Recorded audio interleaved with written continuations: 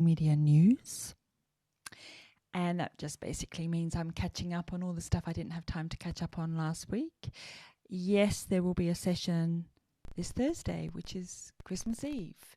There wasn't one last Thursday. I said I was going to do social media strategy for government, but then a few people pointed out to me who work for government that they were finishing up. They're closing up shop or they were taking leave, and of course I hadn't put it in my content calendar. It was an off-the-cuff thing, so I hadn't checked all that stuff. So we're going to do that in January when everybody's back.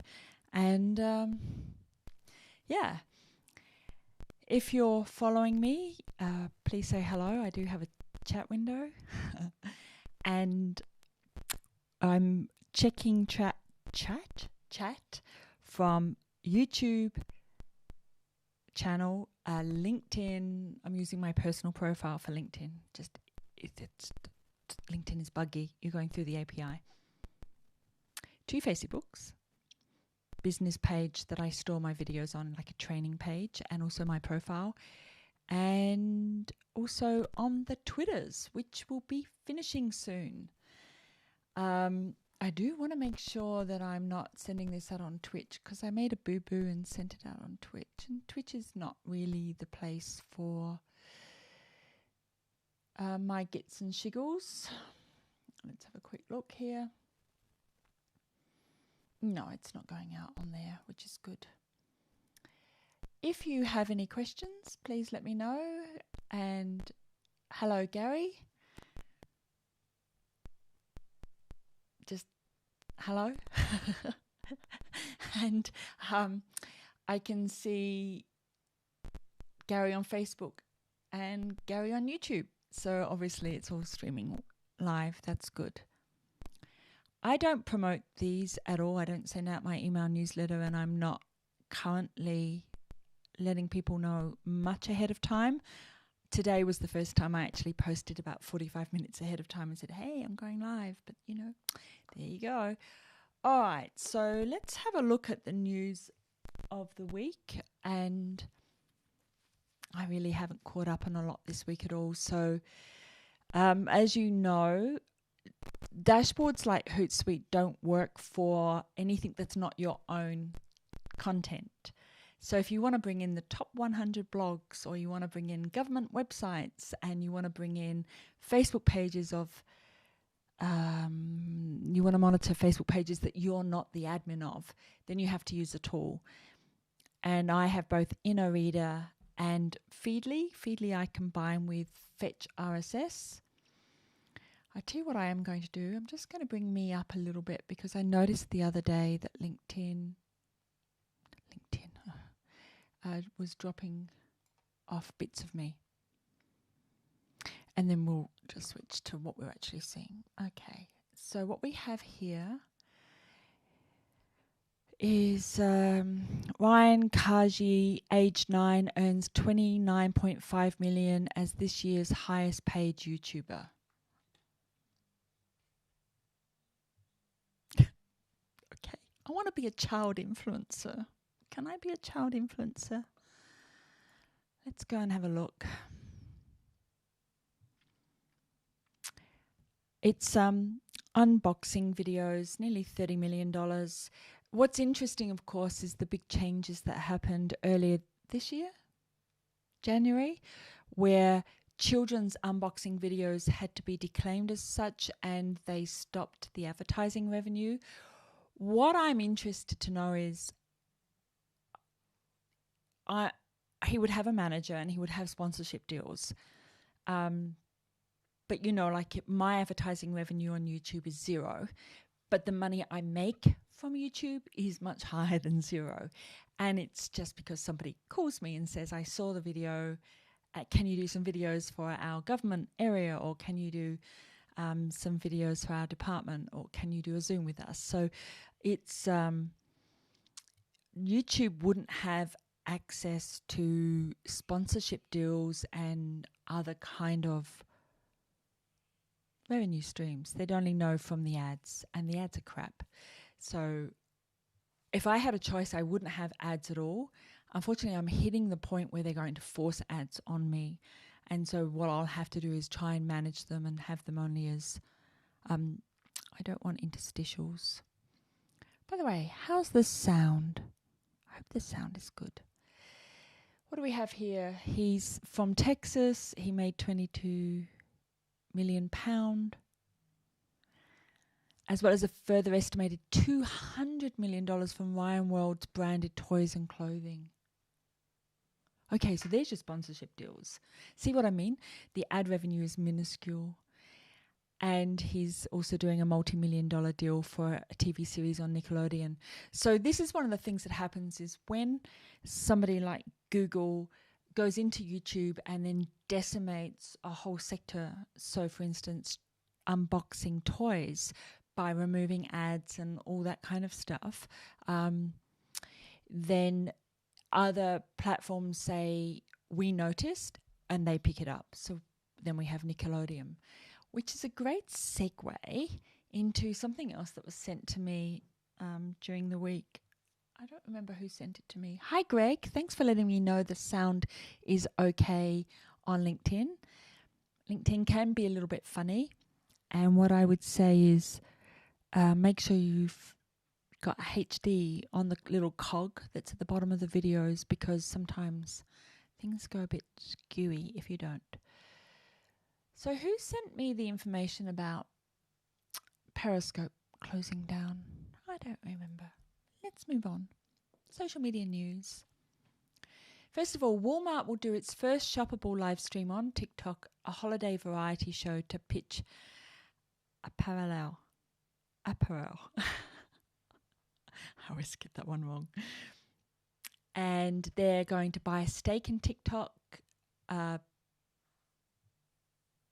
they wanted to do obviously something for Christmas. And given that online shopping is the thing with lockdowns and everything, what a clever idea. It's a 1-hour holiday shop-along spectacular. I hope it's not too infomercial-ish. I don't mind infomercials, but the hosts seem to be very cookie cutter, and I would really like that they bring in celebrities. Ooh, Kendall and Kylie. What's the chances of these guys being in the actual, I'll bring that up a bit for you, in the actual TikToks? You also have to use a lot of user-generated content for these kind of things because the platform recognizes its own influencers. Somebody did a survey of Gen Z, I think it was, and asked them about Brad Pitt and Angelina Jolie, and it was like 90% of them hadn't heard of them. But then if you mention PewDiePie or some not obscure, but some YouTuber or TikToker, they'd all heard of them. So you have to be super careful in these platforms that you're going with the players. And obviously the Kylie Jenners and the Kim Kardashians of the world are TikTok players.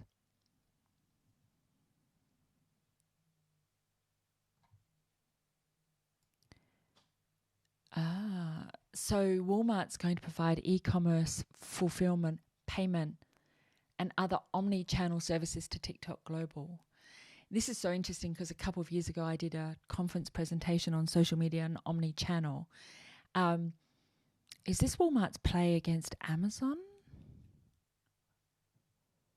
I don't know. I'm going to explore this further. We've just entered into lockdown in New South Wales. If you're watching this in the future, hi from the future. How's COVID doing? But I'm in the Blue Mountains of New South Wales, and so we are affected by the Greater Sydney lockdown. Now, we're a lower tier than the northern Sydney area, so we're asked to stay home if possible. It's not mandated that we stay home, so we're staying home anyway. That's why you've got me to play with. Let's keep going.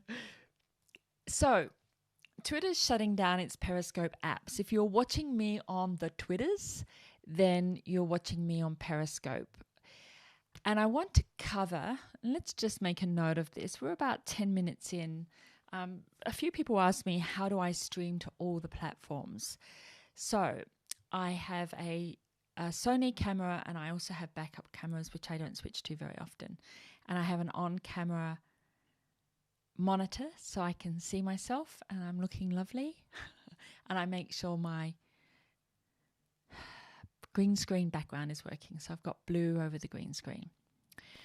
I also have a preamp for voice. I have a Blackmagic Mini Pro ISO for vision switching, and I have a Stream Deck, which allows me to do all this kind of stuff and to put up chat and, switch between what I want. So that's the tech. That's the hardware tech.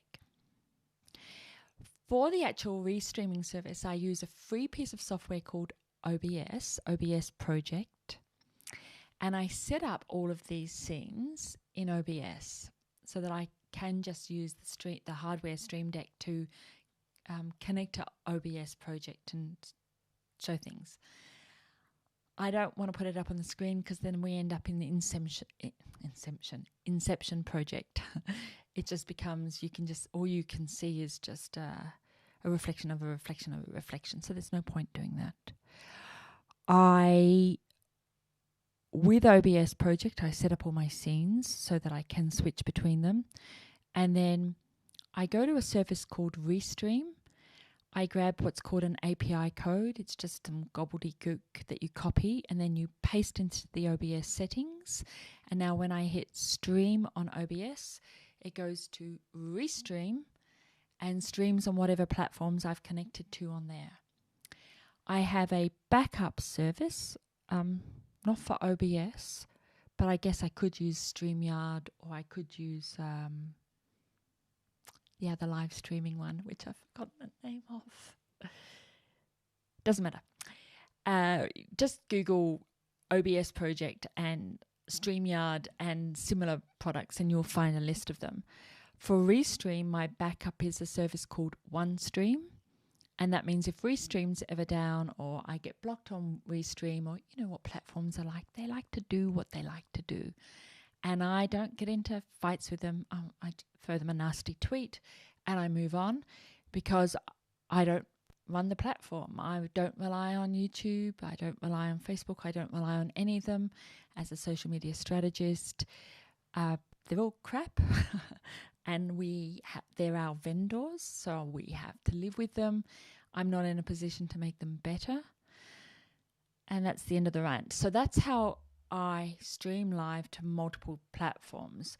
I take all my hardware, I connect that into OBS Project, I set my scenes up in OBS Project, and then I use a service like Restream to grab the API code. It's actually two codes. It's the API code and the password, long gobbledygook numbers, paste them into OBS Project settings, and then I stream from OBS. So I click the stream button. If I want to do it via Zoom, I use Start Virtual Camera on OBS Project, and then that shoots it through to Zoom. So that's pretty easy to do. All right. So we're talking about Periscope shutting down. Hi, everyone on Twitter. And I struggle to understand this. I'm not always the brightest person on the planet, and I always see problems sometimes where there isn't one. But I wasn't sure if it meant that Periscope is shutting down, but Twitter Live keeps going. And the reason why I'm saying that is because Twitter shut their other live stream service down, which is called Vine. And then I found Periscope. So I thought, maybe there's something else.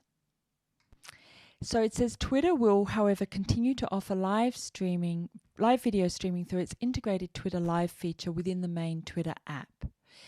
My problem with this is that it doesn't currently connect to any of my setups. So you cannot do a professional live stream through Twitter Live that I've been able to see. I couldn't find the connection with Restream or OneStream. And if Twitter Live doesn't allow OBS to connect and doesn't have an API, then we're in trouble. It means you can literally only use your phone, which means lots and lots of wobbly cam. I do not see a, sorry, got itchy eye. I do not see a Walmart live stream shopping thing in Twitter's live future, unless they are planning to step up by March 2021. So I will continue to live stream through Periscope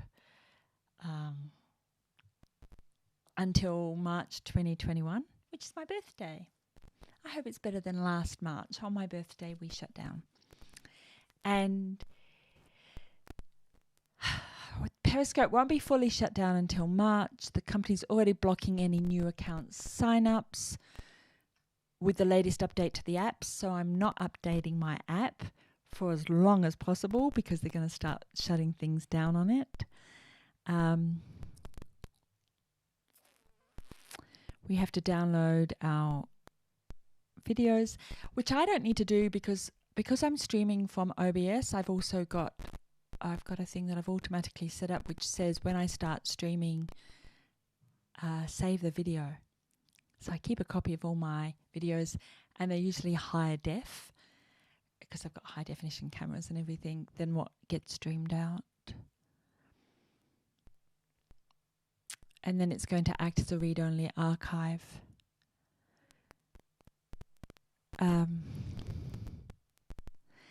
Super broadcasters are given the opportunity to cash out tips. Yeah, I don't care about any of that. Oh, Meerkat. I forgot about Meerkat. So live streaming is huge, massive. And, you know, when I'm looking through this stuff, one of the things that always occurs to me is that, and I hear companies say this a lot, and as somebody who's at the grassroots level and the front line, I know that it's BS, but Twitter will say it's shutting down Periscope because of lack of use. And they'll blame a fickle community. People are fickle. They don't want to stay.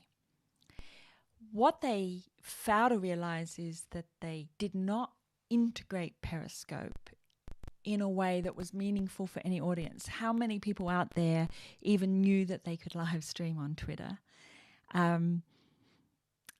That's one thing. If you don't do marketing of your products and services, people don't use them. There's no brand awareness, no brand education, no survivability, if you like. And what I've discovered with Periscope is that it can be a little fickle as well. So, you know, they absolutely have had it on basic maintenance mode, if that.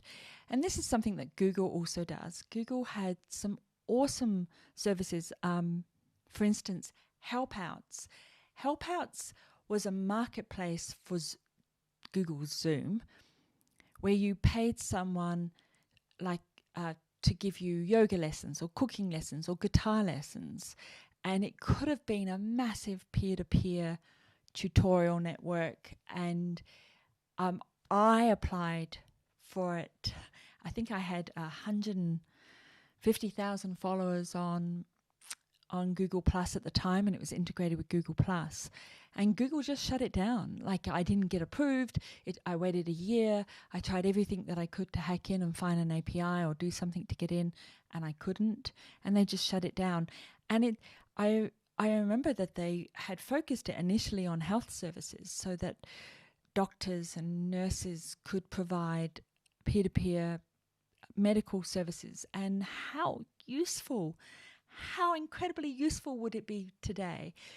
But both Google and Twitter, I almost feel like you can sense when a platform has had its time and has lost the zeitgeist. So even though they have all the big data, even though they can track things, their behavioral predictive analysis, which is, yes, part of big data, yes, part of the semantic engines, yes, it's part of deep face and deep thought and deep mind and all the others, but they miss it because by shutting down a live stream service on Twitter that can be done professionally, there's going to be a mass movement to the other platforms. Now, what Twitter could do is understand that its primary audience is the text story type. Excuse me. was speaking too fast. The text story type is something that the algorithm determines. Lemon juice and water. I'm not sure it makes my cough any better, but we'll give it a go. So this text story type, no, it's not. Okay, the text story type are people who prefer to read than watch videos. Obviously not you. Journalists, editors, writers, wordsmiths will often prefer their information in text. And at the moment I am too.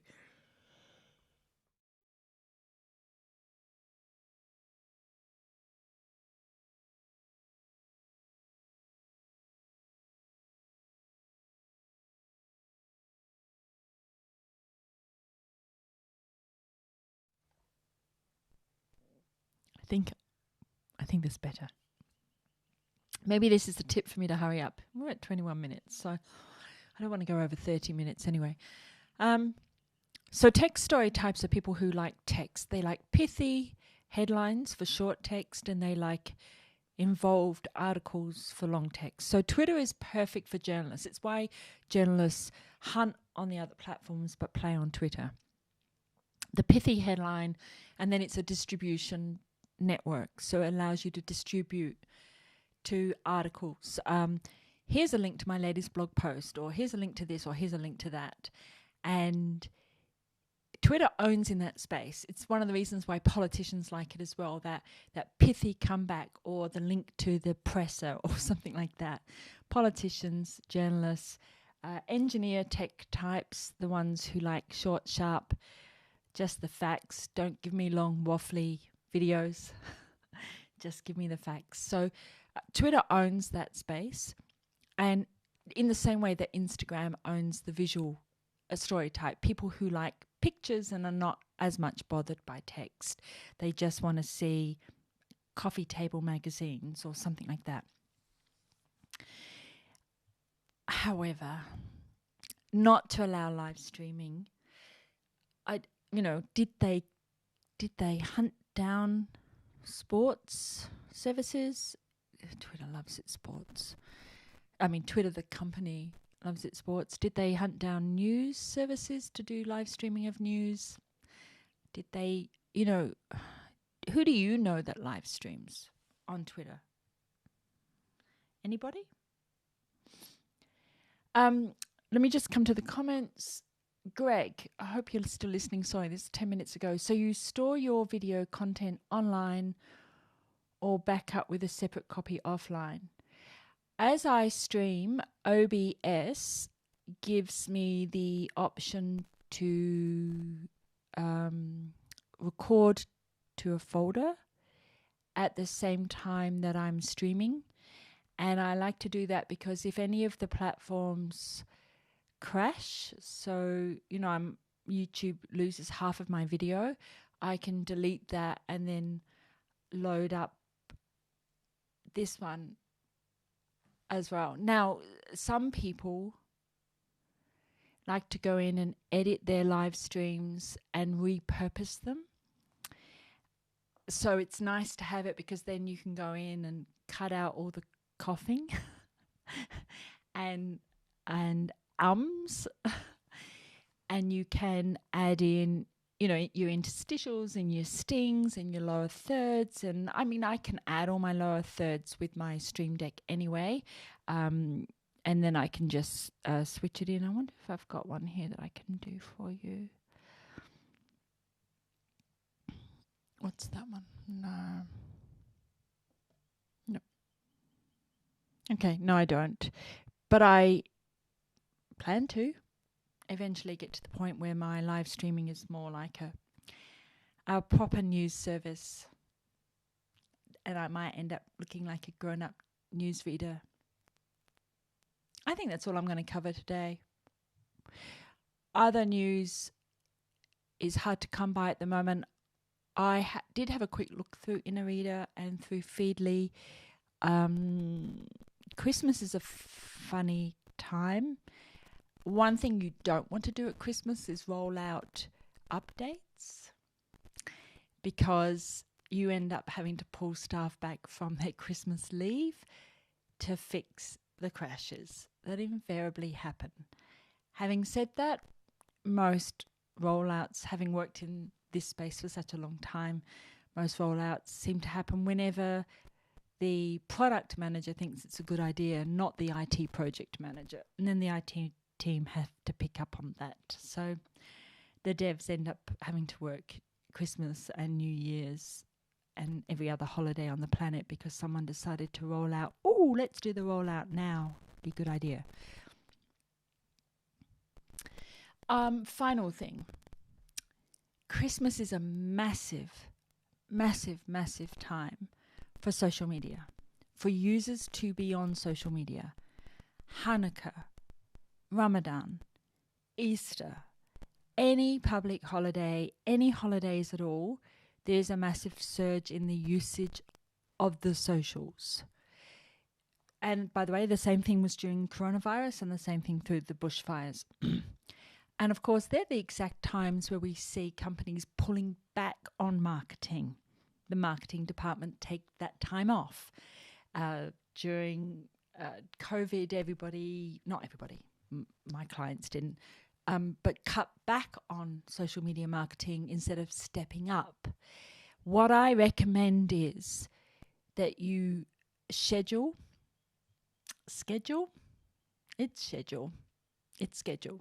I don't know. Let me know what you think, because I care. But I recommend that you have your content going out. Make sure it's content, not promotions. Like, you don't want to say coupon, special offer, buy now. That stuff will just get lost in the algorithm. The algorithm is paying attention to what everybody's talking about, and what everybody's saying is Happy New Year, Merry Christmas, Happy Holidays. So make sure you have scheduled posts to go out, that you're picking up the algorithm, optimizing for those data sets, getting your information out there as usage of social media climbs through the roof. And if you don't know what I'm talking about, it's people messaging each other on Facebook saying, we're going to be 15 minutes late for Christmas lunch, if they're actually going for Christmas lunch today. Or I don't know, here's a video of the kids opening their Christmas presents, or hey, what's everybody doing for New Year's? They're doing private messaging, DMing, and they're just doing family things on the Facebooks and other social media platforms. So for you to walk away from that would be like what? Like deciding that you're not going to put your ad up during the most popular show of the year, grand final? I don't know. And it's free for you to do social media if you do it right. It's free. So don't leave the holidays on the table, I guess is what I'm saying. All right. So great, unless you want to release bad news. Oh, I see. Okay, yeah. And then I'm finishing up. Bad news is kind of funny because, it always used to be on Friday night because we knew that the journalists were finishing up or that people weren't that interested on Friday night. They were busy trying to get to the pub or whatever. The problem with social media, of course, is the long tail. So you could be watching this from the future, and then it doesn't matter that I'm doing it on a Monday morning when I know it's a quiet time for me to test my tech, which is the reason why I do Monday morning news. I'm testing my tech for the week. And I can make mistakes and do silliness all the way through. You might be watching this at a more popular time for my community, which would be Thursday morning or Friday afternoon, Friday lunchtime. And so the long tail of bad news is definitely a thing.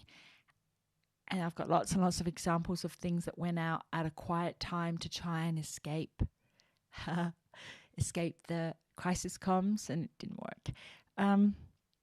At Christmas, Yeah, again, it depends on the bad news. Does it affect the people or not? I guess it's possible that they've announced the thing about Periscope at the before Christmas because they don't want too much of a kerfuffle. Yeah, I don't know. Who knows? All right. I've got a couple of Zooms this week. I am planning on streaming on Thursday, which is Christmas Eve. And I've got a program coming up in the new year I've just finished all the videos for it, which is a social media audit, including of competitors' pages, so that you can analyze competitor channels on the different social media platforms. What else am I doing? I'm hoping to get away for a few days in our van life van called, her name's Ember. In fact, I'm about to go out and do some more painting and bits and bobs, but yeah, let me know what you're doing for the holidays. And I will see you on Thursday, unless you've got better things to do, which you probably have, in which case I will see you next week. And then we're into 2021. So on that happy note, I'm going to love you and leave you, I think is what I say. Yeah,